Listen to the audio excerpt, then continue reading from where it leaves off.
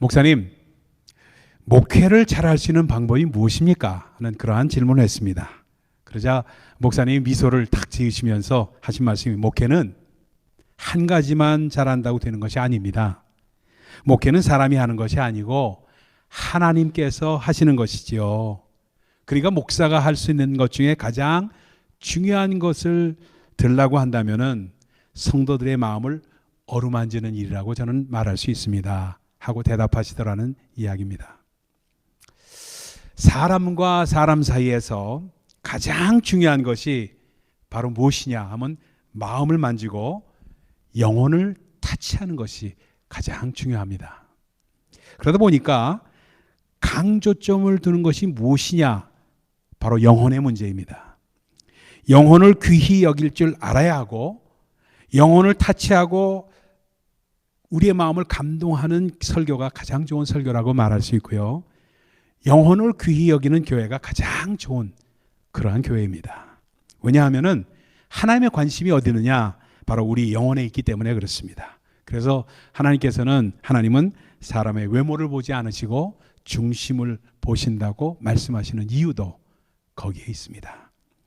우리가 상대방의 마음을 어루만질 때 우리가 가졌던 갈등과 고통이 사라집니다. 모든 대인관계가 그렇습니다, 여러분.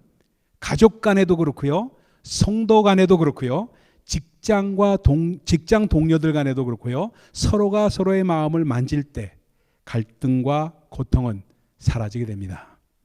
사람을 일으켜 세우는 것이 무엇이냐 하면은 바로 그 사람의 마음을 만져줌으로써 가능한 것입니다. 약한 자를 강하게 하는 것은 다른 것이 아닙니다, 여러분. 바로 약한 자의 마음을 만져줄 때 가능한 것입니다. 그런데 상대방의 마음을 만진다는 것은 듣는 것처럼 그렇게 쉬운 일이 아닙니다. 엉뚱하게 상대방의 마음을 터치한다고 했던 일이 오히려 오해를 사게 되고요, 도리어 상처를 주는 일은 비일비재합니다. 말로 상대방의 마음을 잘 만져주려면은 단어의 선택이 현명해야만 합니다. 자신이 직접 어려움을 당해서 그 일을 겪어보신 분들이 상대방의 처한 마음을 경험한 훈련을 했기 때문에 그렇게 하시는 분들이 쉽게 그 일을 감당할 수 있는 이유가 거기에 있습니다. 그래서 그러한 훈련을 거치지 않고는 쉽지가 않습니다. 그래서 우리 그리스도인들에게 있어서 하나님께서 가장 기본적으로 요구하는 것이 다른 것은 몰라도 자녀들의 마음을 만져줄 수 있어야 한다고 강조하시고 있는 이유가 거기에 있습니다. 그것이 바로 부모로서 자녀에 대한 사랑의 짐이요 권위라고 말씀하고 있습니다. 우리 하나님은 어떤 분이시냐? 마음을 만지시는 분이십니다. 아멘. 마음을 만져서 약한 자를 강하게 세우시는 하나님이십니다. 그분의 만지시는 방법이요 아주 섬세하고 탁월하십니다. 이스라엘 백성들에게 다가오신 하나님은 때로는 두려운 하나님으로, 때로는 크신 하나님으로 다가오셨지만 때로는 감동적으로 마음을 만지시고 영혼의 창을 두드리시는 하나님으로 다가오셨습니다. 우리가 은혜 받았다고 말하는 것은 다른 말로 표현한다면은 하나님께서 내 마음을 만지셨다고 할 수가 있습니다. 하나님은 우리의 마음을 만지셔서 약한 우리를 강하게 세우시는 그러한 분이십니다.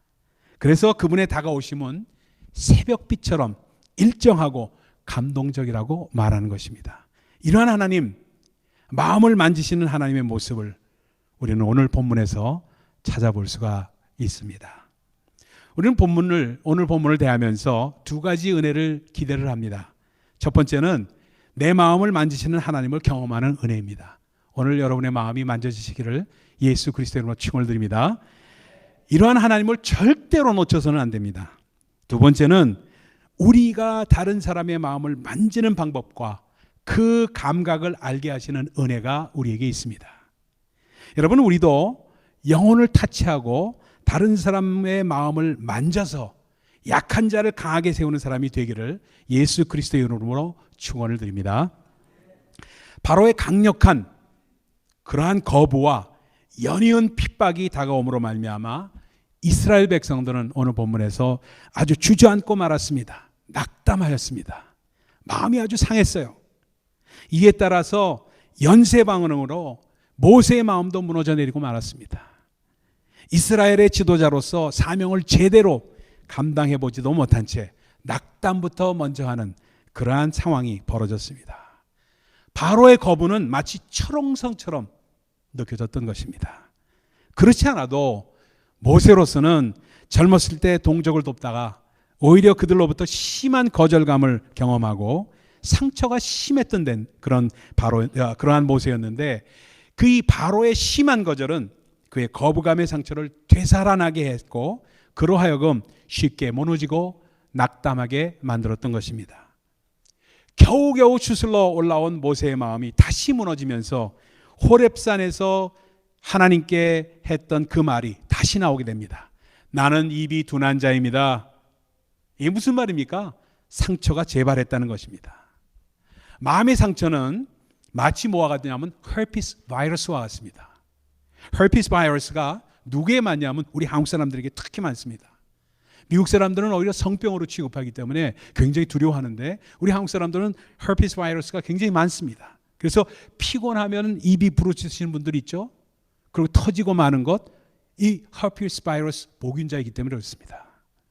육체가 피곤하면은 저항력이 떨어지니까 바이러스의 공격을 이겨내지 못하고 입이 터지고 부르트고 맙니다. 저도 그렇습니다. 그와 마찬가지로 우리의 마음의 상처도 그렇습니다. 잘 안 없어집니다. 성령으로 충만하면은 바이러스가 다 사라진 것 같습니다. 완전히 상처가 치유된 사람처럼 보입니다. 그런데 성령 충만이 떨어지게 되면은 바이러스가 다시 극성을 부립니다. 외로움이나 거절감의 상처도 그렇습니다. 충만할 때는 외롭지도 않고요, 힘도 안 들어요. 그런데 영력이 떨어지면, 영력이 뭡니까 여러분? 영적인 체력이 영력 아니에요? 영적인 체력이 떨어지면은 나도 모르게 아무도 나를 알아주는 사람이 없는 것 같고 여기가 아닌 것 같고 마음이 싱숭생숭해지기 시작합니다. 여러 사람과 함께 있어도 괜히 외로움이 몰려옵니다. 바로 마음의 상처가 다시 기승을 부리기 때문에 그렇습니다. 모세의 주된 상처는 거절감과 열등감이었습니다. 나는 입이 둔한 자입니다. 상처가 다시 도지니까 무심코 나온 말이 이 말입니다. 나는 입이 둔한 자예요. 하나님, 내가 이런 말을 할 때는 이런 말이 얼마나 상대방으로 하여금 열받게 하는 말인지 여러분 모릅니다. 그렇죠? 제가 열심히 누군가에겐 아이 목사님 저거 못해요. 똑같은 말로 반복하면 얼마나 저 목사로서 열받는지 아세요? 우리 하나님도 아마 모세에게 열받으셨을 겁니다. 어디론가 멀리 가고 싶다, 다 그만두고 싶다, 열받죠. 이런 모세의 말을 듣는 하나님 얼마나 열받으셨을까? 답답하기만 했을 겁니다. 그놈의 주둥이 타령 죄송합니다. 그놈의 입 타령이 또 나온 겁니다. 그런데 오늘 본문은 이런 상황에서 갑자기 족보 이야기가 연이어 나옵니다. 전혀 분위기가 어울리지 않는 상황입니다. 아니, 낙담한 상황에 족보라 도무지 종잡을 수가 없어요. 이것을 보면서 일부 성경학자들은 이렇게 말합니다. 뭐라고 말하냐면 성경이 편집되었다. 그건 저는 항변합니다. 아니, 아무리 그렇다 하더라도 편집했다고 하더라도 이곳에 왜 족보를 넣는 편집을 했단 말인가? 납득이 가지를 않습니다. 이 족보는 창세기나 복음서에 나오는 이스라엘 전체의 족보가 아닙니다. 르우벤과 시몬과 레위 족속에 대한 족보를 다루다가 한 사람에게 초점을 맞추고 있습니다. 26절과 27절 중요하기 때문에 같이 한번 읽어봅니다. 우리 스크린에 띄워주시기 바랍니다. 같이 읽습니다. 시작. 이스라엘 자손을 그 군대대로 애굽 땅에서 인도하라 하신 여호와의 명을 받은 자는 이 아론과 모세요. 애굽 왕 바로에게 이스라엘 자손을 애굽에서 내보내라 말한 자도 이 모세와 아론이었더라. 누구에 대한 족보입니까, 여러분? 아론과 모세. 더 좁혀서 말하면은 레위 지파로서 모세의 족보를 말하고 있습니다. 왜 이 순간에 모세의 족보를 들먹이고 있을까? 모세가 한참 낙담하고 있는 이때에 족보를 말씀하시는 하나님의 마음은 과연 어떤 것이었을까? 이 순간 하나님께서는 모세의 마음을 만지고 약한 그를 강하게 세우고 계셨습니다. 모세의 상황으로선 족보 이야기가 참 격에 안 어울리는 상황이지만 하나님은 족보를 언급하시면서 모세의 마음을 만지고 계신 것입니다. 마음이 낙담되고요, 어려운 상황이 있는 가운데 문제만 파고 들어가는 것은 프로가 하는 일이 아닙니다, 여러분. 아이 고민하고 어디가 아프다고 그러는 사람에게 아유 그거 아프면 그거 큰일 나는데 뭐 이렇게 얘기하면 그건 프로가 하는 일이 아니에요. 그렇잖아요. 그냥 우리 하나님 프로십니다. 전문가는 문제를 풀기 위해서 오히려 넓게 안목을 갖게 하고 다른 것을 보게 하십니다. 하나님은 사람의 마음을 만지는 전문가이십니다. 모세로 하여금 문제를 보게 하지 않고 다른 것을 보게 하신 것입니다. 약한 자를 강하게 세우실 때 가장 먼저 우리의 상한 심령을 만지십니다. 우리의 심령을 만지실 때 먼저 문제에서 우리의 시선을 돌이키게 하십니다. 다른 것을 보게 하시는 거예요. 이사야서 40장에 그 좋은 예를 볼 수가 있습니다. 바벨론에 포로로 끌려가서 낙담하고 절망 가운데 앉아있는 이스라엘 백성들이었습니다. 그들이 포로 생활에 빠져서 나올 방도를 말씀하지 않으시고 야 너희들 이렇게 해라 하고 말씀하지 않으십니다. 창조주 하나님의 전능하심을 말씀하십니다. 어찌 보면요 이걸 쭉 연결해서 읽어보면 황당한 이야기로 들릴 수가 있습니다. 이사야서 40장 12절 말씀입니다. 한번 중요하기 때문에 같이 한번 읽어봅니다. 띄워주세요. 시작. 누가 손바닥으로 바닷물을 헤아렸으며 뺨으로 땅의 티끌을 되에 담아 보았으며 접시 저울로 산들을 막대 저울로 언덕들을 담아 보았으랴. 엉뚱한 이야기로 이렇게 들립니다. 하나님께서 이스라엘의 아픔과 고통을 대하시면서 마치 능청을 떨고 계시는 것처럼 들릴 수 있습니다. 욥에게도 그렇게 하셨어요. 회오리 바람 중에 나타나신 하나님께서 이와 비슷한 말씀 하지 않으셨습니까? 이사야서에서도 하나님의 전능하심을 한참 말씀하시다가 26절에 펀치라인을 주십니다. 제가 읽어볼게요. 너희는 눈을 들어 높이 들어 누가 이 모든 것을 창조하였나 보라. 주께서는 수요대로 만상을 이끌어내시고 그들의 모든 이름을 부르시나니 그의 권세가 크고 그의 능력이 강함으로 하나도 빠짐이 없느니라. 갑자기요 크신 하나님, 그 전능하신 하나님을 보라는 겁니다. 우리가 아무리 온 세상이 다 무너진 것 같은 절망감에 사로잡혀 있다 하더라도 하나님은 여전히 계시다는 것입니다. 문제를 보며 문제에 사로잡히지 말라는 겁니다. 나를 봐라 하고 우리 주님 말씀하고 계세요. 그래서 시편 121편처럼 눈을 들어서 하나님을 바라보라고 말씀하시면서 이렇게 말합니다. 눈을 들어 산을 보아라. 나의 도움, 너의 도움 어디서 올꼬? 너를 지으신 천지 지으신 여호와께로소다. 할렐루야. 이것이 낙담한 사람들의 마음을 만지시는 하나님의 방법이십니다. 분노하는 요나의 마음을 만지신 것도 마찬가지 방법이었습니다. 박넝쿨을 예비하라 하시고 보여주십니다. 낙담하고 탈진한 엘리야를 위해서는 어떻게 하십니까 여러분? 흔들어 깨워 먹으라 하십니다. 엉뚱맞죠? 먹으라고 하세요. 이렇게 전혀 우리가 상상할 수 없는 방법으로 하나님은 상한 마음, 지친 마음을 만지십니다. 이런 맥락에서 하나님은 모세의 낙심한 마음을 만지신 것입니다. 약해진 그를 다시 강하게 세우시기 위해서 모세의 족보를 소개하신 것입니다. 족보는 무엇을 의미합니까? 첫째는 가계의 뿌리를 의미하고, 둘째는 정체성을 심어주고, 셋째는 흐름의 흐름, 족보의 흐름의 의미를 지니고 있습니다. 하나님의 역사는 흐르고 있다는 것입니다. 하나님은 모세에게 이 족보를 통해서 강력한 위로와 격려와 지지를 보내고 계십니다. 하나님은 사람의 영혼을 어떻게 만지시고 어떻게 세우시는가? 위로와 격려로 세우시고 계십니다. 그래서 고린도전서 14장 3절에 이렇게 말씀합니다. 그러나 예언하는 자는 사람에게 말하여 덕을 세우며 권면하며 아니하는 것이요. 실제로 낙담하고 있는 사람을 위로하고 격려하는 행위는 예언으로 다가옵니다. 따라합시다. 예언. 다시 한번 크게 예언. 본문의 족보는 모세에게 다가온 하나님의 예언이었습니다. 족보가 예언이라 조금 이상하게 들리죠? 그런데요, 예언은 앞날을 점치고 맞추는 것이 아닙니다. 예언은 우리를 향해 다가오시는 하나님의 접근 방식입니다. approach예요. God's approach to us. 하나님의 우리의 마음을 만지시기 위해서 접근하시는 하나님의 방법은 감동 가운데 행해지는 예언입니다. 예언을 하거나 예언을 받는 것은 우리의 마음을 만지시는 것입니다.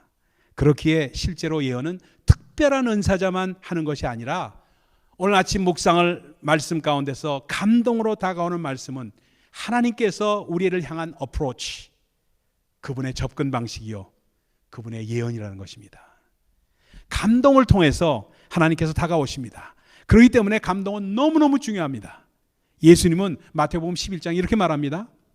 우리가 너희를 향하여 피리를 불어도 너희가 춤추지 아니하고 우리가 애곡하여도 너희가 가슴을 치지 아니하다함과 같도다. 그렇게 한탄하십니다. 감동이 없이 사는 세대를 한탄하며 하신 말씀입니다. 그 일본의 유명한 성경학자 중에서 우치무라 간조라는 분이 계십니다. 이분 참 유명하신 분인데 이분이 말씀하신 게 아주 중요한 말씀을 하나 하셨어요.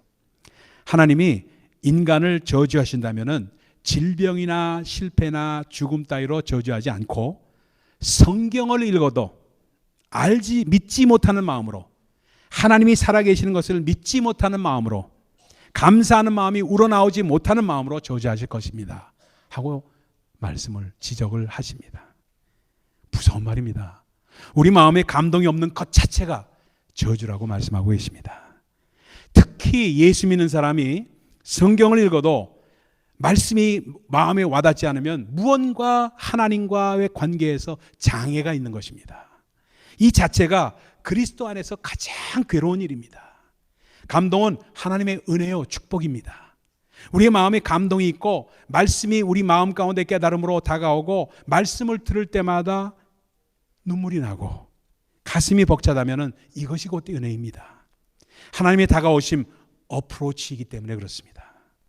기도 가운데 감동이 오고 확실한 응답으로 느껴지는 것 예언입니다. 여러분, 하나님의 어프로치입니다. 찬양 가운데 감동이 오고 그 가사가 확연하게 내 마음을 타치하는 것 하나님의 감동입니다. 우리를 향한 하나님의 어프로치입니다. 이 모든 것이 다 예언의 범주에 속한 것입니다. 오늘 내게 주시는 하나님의 말씀, 하나님의 예언이요, 그분의 타치입니다. 저는 그 많은 체험을 했죠. 1988년도에 참 이상한 체험을 한 적이 있습니다. 88년도, 98년도죠. 여름에 러시아에 제가 그 20명의 단기 선교단을 데리고 갔을 때 일이었습니다. 러시아의 단기 선교는 주로 집회입니다. 집회하는 것이 아주 중요하게 오죠. 그래서 학생들을 데리고 와서 무언극도 하고 찬양도 하고 했습니다. 300여 명, 한 500명 됐나? 한 300여 명의 러시아 사람들이 운집한 시베리아의 어느 도시에 집회였습니다. 그날따라서 저는 마음에 준비가 없었어요. 그리고 좀 마음이 이렇게 좀 저게 했어요. 싱숭생숭했습니다. 자신이 잘 안 섰습니다. 도대체 무슨 말씀을 전해야 할지 종잡을 수가 없었습니다.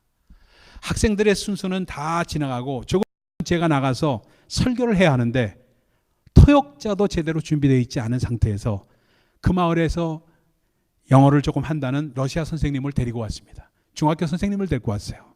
근데 이 자매는 공산당원이었고 불신자였는데 학교에서 그냥 영국식 영어를 가르치는 그러한 자매였습니다. 게다가 인도식 요가 명상에 아주 심취되어 있어가지고 상당한 수준에 올라있는 그런 사람이었습니다. 한마디로 대화를 나눠보니까 영이 맞지를 않았어요. 영이 맞지를 않으니까 설교를 해도 통역이 제대로 될까 염려가 너무 됐습니다. 그렇지만 설교를 안 하겠다고 할 수도 없고 참 난감하기가 이를 데가 없었습니다. 그날 유스그룹 학생들이, 제가 데려갔던 선교단 학생들이 팬토마임을 하는데, 팬토마임을 한 다음에 찬양을 하는데 뭐를 했냐면 창조의 하나님이 아버지라는 곡을 찬양을 했습니다. 여러분 잘 모르시는 곡일 수도 있습니다. Father of Creation, Unfold Your Sovereign Plan 이라는 Sovereign Plan 이라는 곡입니다. 그렇게 영어 가사로 시작되는데 들어보시는지 모르겠어요. 제가 조금 해볼게요. 앞부분만. 창조의 아버지 그 섭리 보이사 택하신 세대 일으키어 이 땅을 고치소서 주의 크신 능력 만물이 사모하니 성령의 기름 부어 주사 이 시간 임하소서 주의 영광 여기 임하사 열방 향해 그 빛 비추소서 주의 얼굴 구할 때 주의 향기 머무소서. 여러분 잘 들어보지 못했던 곡이죠. 그래서 가사도 딱 다가오지 않죠. 그런데 저도 그랬어요. 그때 나온 지 얼마 안 되던 찬송이었습니다. 그런데 후렴으로 브릿지라고 그러죠. 브릿지. 후렴을 하는데 물론 영어로 했죠. 학생들이. 뭐냐면 Let your kingdom come. 주의 나라 임하소서. Let your glory fall. Father anoint this place now. 주의 나라 임하소서. 주의 영광 임하소서. 아버지 이곳에 기름 부어 주소서. 그 찬양을 막 듣는데요. 그냥 오금이 저려오기 시작하면서 저에게 기름 부음이 오기 시작했습니다. 저는 그때를 잊지를 못해요. 애들이 했던 찬양인데 Let your kingdom come, let your glory fall, Father anoint this place 하는 그 말씀에 그냥 기름 부음이 임하는데요. 저는 어떻게 찬양을 했는지 모르고요. 주님의 파워가 임하는데 기름 부음이라는 것이 그때처럼 능력 있게 역사하는 것을 경험한 적이 없었습니다. 그날의 설교는 설교가 아니었어요. 설교를 어떻게 합니까? 할 수가 없었어요. 눈물의 울부짖음이었습니다. 하나님의 안타까움을 전하는 광야의 외침이었습니다. 전혀 예수를 믿지 않던 영어 통역자가 먼저 울음을 터뜨리고 통곡이 터지기 시작했습니다. 그날 3시간, 4시간의 집회가 어떻게 지나가는지 모릅니다. 얼마나 파워풀하게 하나님께서 역사하셨는지 몰라요. 안진뱅이가 일어나고요. 심장병 환자가 치료를 받고요. 사람들이 줄을 서서 안수를 받는데 그 줄이 그치지를 않습니다. 받고 또 받고 또 다시 가서 줄을 섭니다. 왜 그러냐고 사람들이 물으니까 언제 또 이런 안수를 받겠냐고 몇 번 더 받고 가겠다는 겁니다. 이 모든 기름 부음이 아이들의 찬양을 통해서 왔습니다. 이러한 찬양은 여러분 예언입니다. 하나님의 강력한 어프로치가 있는 찬양입니다. 하나님의 파워풀한 터치입니다. 아론과 모세에게 족보의 말씀을 하시는 하나님, 모든 흘러간 이야기의 결론처럼 말씀하십니다. 그리고 그 이야기의 결론은 모세의 마음에 심어주시는 하나님의 격려였습니다. 그래서 이렇게 말합니다. 명을 받은 자도 말한 자도 이 모세와 아론이었더라. 모세도 압니다. 마음은 답답하고 힘이 듭니다. 그런 가운데 하나님은 한 번도 화를 해내신 적도 없고 책망이나 비난을 하신 적도 없으십니다. 그저 끝까지 신뢰하십니다. 이렇게 말씀하시는 거예요. Moses, even though you are disappointed, I trust you. You can do it. 무슨 얘기예요? 야, 모세야, 너는 지금 낙심하고 주저앉아 있지만 나는 너를 믿는다. 내가 너를 신뢰해. 너를 믿어. 위로는 아픈 마음을 보듬어 주는 것이 위로입니다. 신뢰는 열등감에 사로잡히고 자신감을 잃어서 자존심까지 상실한 사람을 믿어줌으로 말미암아 열등감의 상처를 덮고 자존심을 세워주는 것입니다. 모세, 나는 너를 믿는다. 우리 하나님이 이런 하나님이십니다. 이것은 모세에게 말로 다 형용할 수 없는 격려가 되었습니다. 모세, 너는 언약의 성취를 이루기 위해서 여기까지 왔어. 너는 너의 조상으로부터 이어진 언약을 이제 성취할 사람으로 준비된 자야. You are my hidden card. 마치 이와 같습니다. 한국의 축구대표팀 감독으로 명성을 떨쳤던 히딩크 감독이라는 분이 계십니다. 그분이 선수 중에 하나가 페널티킥을 실축하고 쓰러져서 낙담하고 있는 선수에게 다가갔습니다. 그래서 한 얘기가 이 얘기예요. 아주 유명한 얘기입니다. Last time you missed, it was just a practice for now. 지난번 네가 페널티킥을 실축한 것은 지금 이때를 위해서, 지금을 위해서 연습한 것뿐이야. You can do it. I trust you. Go and kick the ball. 넌 할 수 있어. 난 너를 믿는다. 나가서 볼을 힘차게 차. 하고 말하는 것과 똑같습니다. 모세, 너는 절대 실패한 것이 아니다. 무너진 것이 아니야. 너는 나의 역사를 이루기 위해서 준비된 나의 비밀 병기야. 말씀하시며 모세의 무너진 자존심을 다시 세우십니다. 열등감의 상처로 다시 약해진 그를 강하게 세우시는 장면입니다. 모세가 그 격려를 듣고 대답을 합니다. 주여, 저는 입이 둔한 자입니다. 그 말씀을 한 번 더 내뱉어요. 한 번 더 내어뱉고 있는 모세의 눈에서는, 저는 성경에는 나와 있지만 이거는 제 성령의 감동으로 깨닫습니다. 모세의 눈에서는 감출 수 없는 눈물이 흘러내려고 있었을 거예요. 이전에 이 말을 할 때에는 그저 주저앉아서 땅이 꺼지는 한숨 가운데 그 말을 토해냈지만 지금은 달랐습니다. 나 같은 것, 이렇게 부족한 내가 뭐라고 이렇게까지 저를 말씀하시고 세워주시고 사용하십니까? 하면서 감동의 눈물을 흘리면서 대답한 것입니다. 주여, 저는 이미 입이 둔한 자입니다. 이렇게 자신의 부족을 고백한 모세에게 엄청난 파워가 임하게 됩니다. 그게 바로 오늘 본문 7장 1절의 장면입니다. 우리 한번 같이 읽어봅니다. 한번 읽어보세요. 7장 1절 한번 띄워주십시오. 7장 1절 띄워줄 수 있죠? 같이 읽습니다. 여호와입니다. 시작. 여호와께서 모세에게 이르시되 볼지어다 내가 너로 바로에게 신이 되게 하였은즉 내 형 아론은 내 대언자가 되리니.